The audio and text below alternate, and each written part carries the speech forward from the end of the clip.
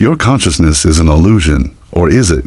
What if I told you that consciousness, the very awareness reading these words, right now might be the only thing that's definitively not an illusion, while everything you think is solid reality might actually be the constructed fiction your brain creates, a convincing simulation of reality. Colors don't exist in the external world, they're interpretations your visual cortex generates. Sounds are vibrations your auditory system translates. Even time as you experience is a construction, but consciousness itself the awareness.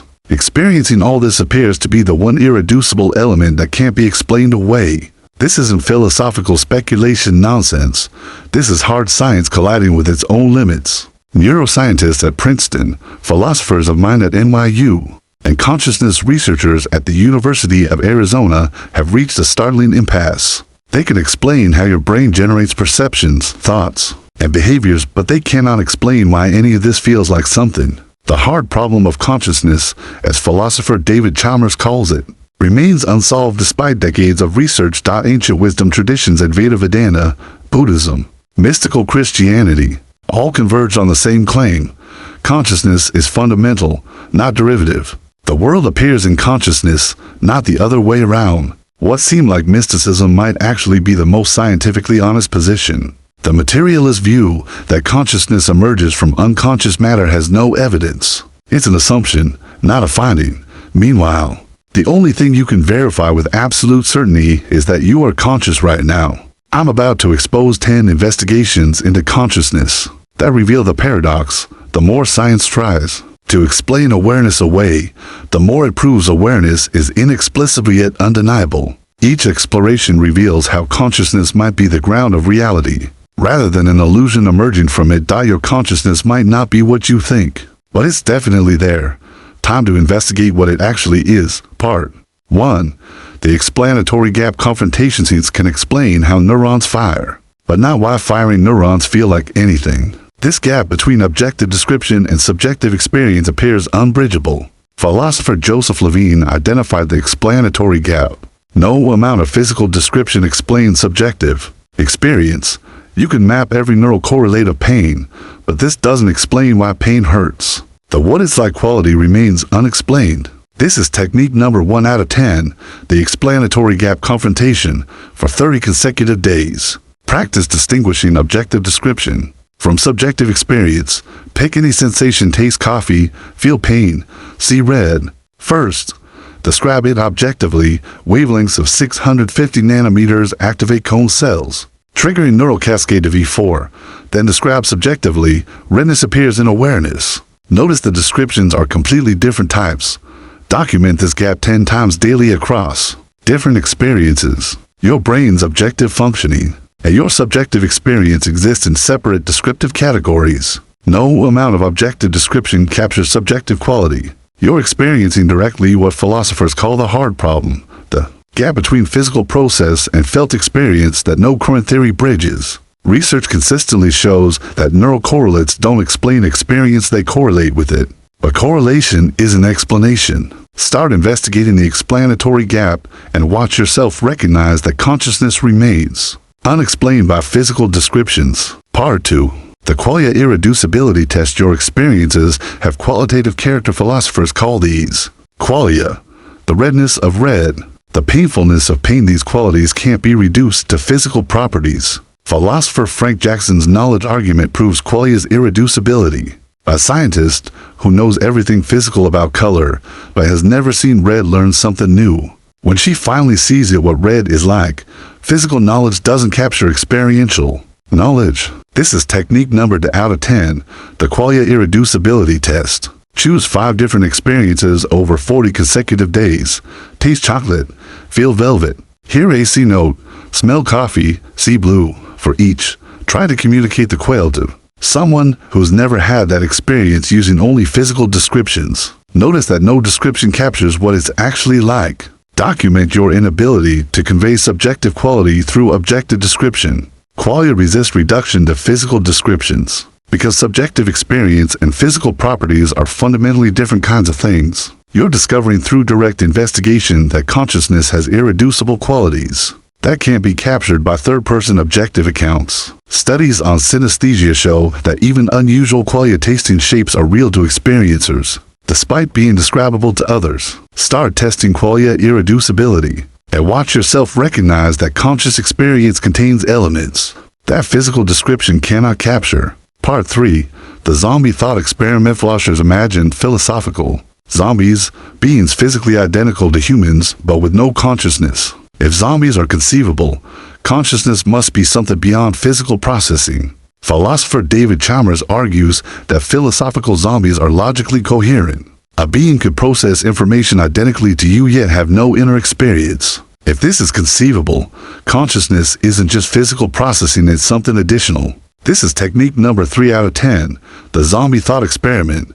For 50 consecutive days, contemplate, could a perfect physical copy of you exist with no consciousness? Spend 10 minutes daily investigating, would zombie you behave identically? If yes, what does consciousness add? If no, what physical behavior requires consciousness? Notice that either answer creates problems. If zombies are possible, consciousness isn't physical. If impossible, consciousness affects behavior, but we can't explain how. Document this paradox weekly. The zombie thought experiment reveals consciousness's unique status. If zombies are conceivable, consciousness is non-physical. If inconceivable, consciousness affects physics in unexplained ways. Either conclusion challenges materialism. You're recognizing that consciousness presents problems that standard physical explanation can't resolve. Neuroscience can't rule out zombies. It can only correlate consciousness with brain states, not explain why correlation exists. Start contemplating zombies philosophically, and watch yourself recognize consciousness's explanatory uniqueness, regardless of which position you take. Part 4. The integration binding mystery. Your brain processes information in separate regions: vision here, sound there, touch elsewhere, yet you experience unified consciousness. How separate processes create unified experience remains unexplained. Neuroscientist Giulio Tononi's integrated information theory attempts to explain this binding, but critics note it describes correlation without explaining how separate physical processes create unified subjective experience. The binding problem remains unsolved. This is technique number 4 out of 10,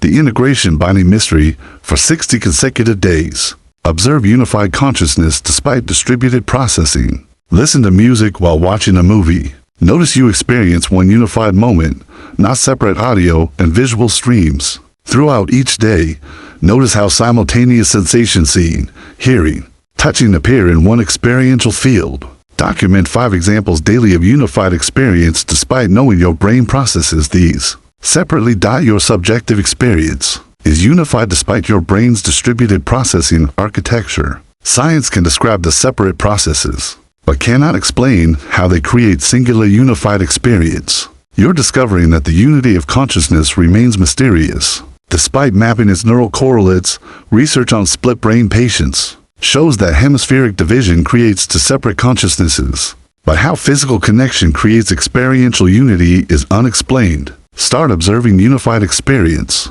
and watch yourself recognize that consciousness's unity remains unexplained by physical separation of processes. Part 5.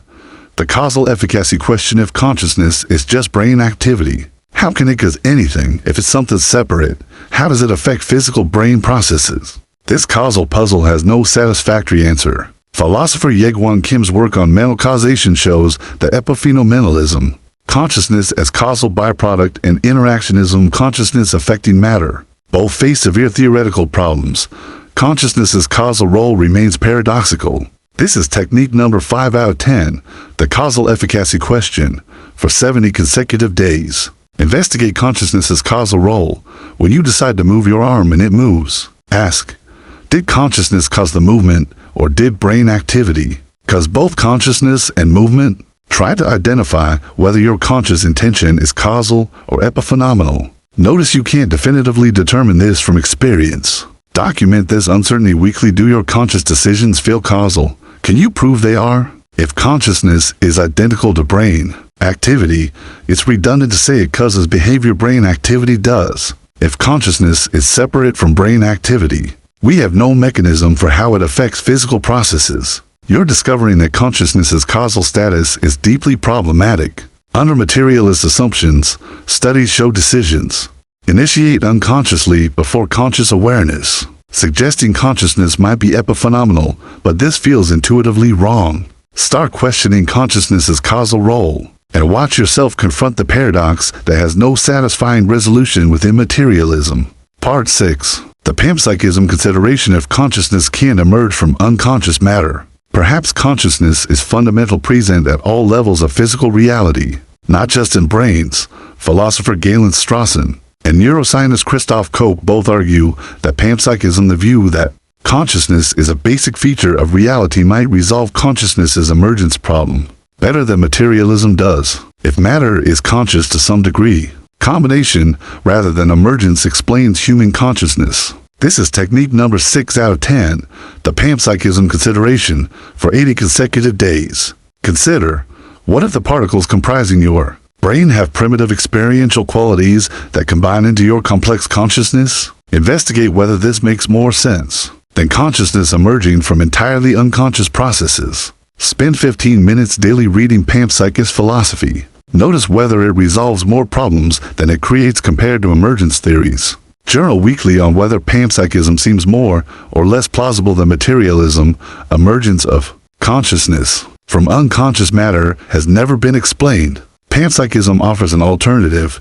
Consciousness doesn't emerge, it's always there, just at different complexity levels. You're exploring whether attributing primitive experience to fundamental reality explains consciousness better than expecting it to emerge from its total absence. Some respected neuroscientists and physicists now seriously consider panpsychism because emergence remains unexplained after centuries of trying. Start considering panpsychism seriously and watch whether fundamental consciousness explains your experience better than emergence from unconscious matter. Part 7. The first-person authority recognition. You have absolute authority about your own consciousness. No outside observer can tell you you're not conscious, or that your experience isn't what you say it is. Philosopher Descartes proved consciousness' certainty with cogito ergo sum, I think therefore I am. Modern neuroscience can't override this first-person authority. Your consciousness is the one thing you can't be wrong about, even if you're wrong about everything else. This is technique number 7 out of 10,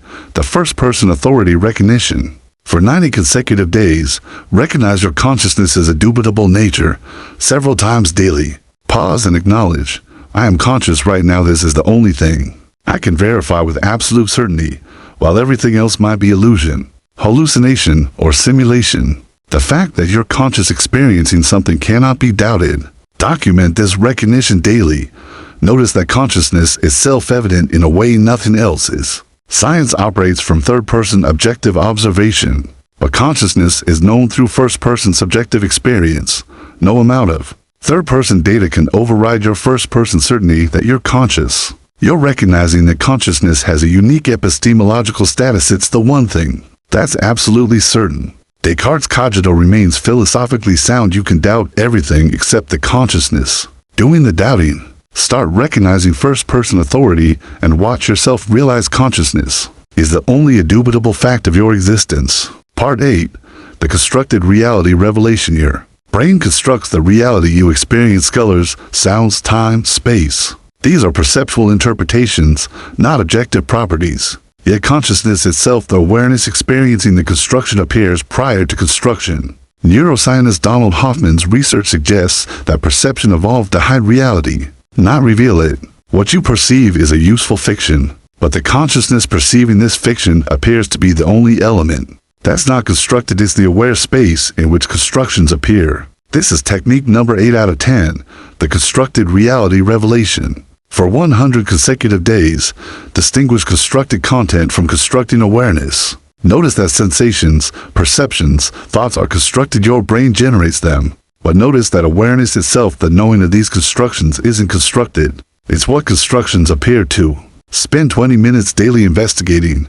Is awareness itself constructed? Or is it the space in which constructions appear? Document whether awareness feels constructed or prior to construction. Research proves perception is actively constructed. Your brain fills in blind spots, creates colors from wavelengths, generates continuous experience from discrete snapshots. But awareness itself, the knowing of perception, doesn't appear to be constructed.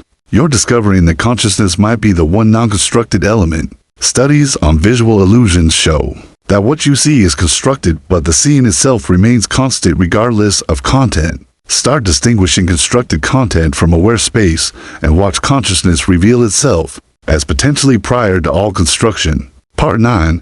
The non-reductive approach. Perhaps consciousness can't be explained because it's explanatorily basic, a fundamental feature of reality that doesn't reduce to anything simpler. Philosopher David Chalmers argues that consciousness might be like space, time, or mass, basic features that theories incorporate rather than explain. We don't explain why mass exists. We explain other things using mass.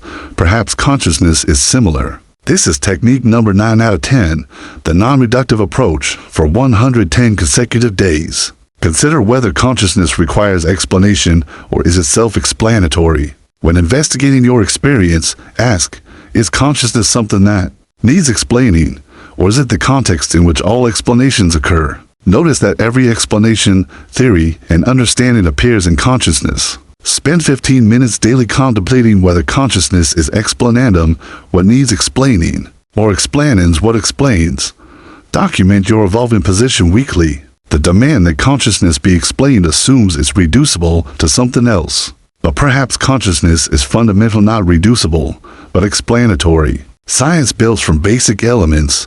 Perhaps consciousness is one of them. You're exploring whether the search for consciousness' explanation is misguided, like demanding an explanation of existence itself. Some philosophers argue that consciousness is the precondition for all explanation, so demanding its explanation is circular. Start considering consciousness as potentially basic and watch yourself. Question whether explanation is even the right framework. Part 10. The mystery acceptance integration. Here's something that will blow your mind. Perhaps the most scientifically honest position is acknowledging that consciousness is deeply mysterious, neither proven, illusory, nor explained by current science. Neuroscientist Christoph Koch, after decades researching consciousness, concludes that while we've identified correlates, we haven't explained why they feel like something. Philosopher Colin again argues consciousness might be permanently mysterious. To human understanding, we may lack the cognitive architecture to solve it. This is technique number 10 out of 10, the mystery acceptance integration for 120 consecutive days. Practice intellectual humility about consciousness. Notice when you encounter explanations of consciousness, materialist, idealist, dualist, panpsychist, and evaluate, does this actually explain why experience feels like something? Or does it relocate the mystery? Rate your certainty about consciousness's nature monthly on a 1 to 10 scale. Notice if genuine investigation decreases certainty rather than increasing it. Document how mystery acceptance affects your relationship with conscious experience. The more you investigate consciousness, the more mysterious it may become. This isn't failure, it's recognition of what's actually known versus assumed. Genuine scientific humility acknowledges mystery where explanation fails. You're developing the capacity to sit with not knowing, rather than prematurely accepting explanations that don't actually explain. Many leading consciousness researchers now emphasize how little we understand. Despite decades of study, mystery acknowledgement is intellectually honest. Start accepting consciousness as mystery and watch intellectual humility emerge as you recognize current science hasn't solved the hard problem. Closing, these 10 investigations aren't meant to provide answers, they're designed to help you recognize that consciousness remains deeply mysterious despite scientific progress. You're not adopting a position, you're investigating the limits of current understanding. The explanatory gap confrontation shows descriptions don't capture experience. Qualia irreducibility test proves subjective qualities resist physical reduction. Zombie thought experiment reveals consciousness's unique explanatory status. Integration binding mystery shows unified experience remains unexplained. Causal efficacy question exposes consciousness's paradoxical causal role.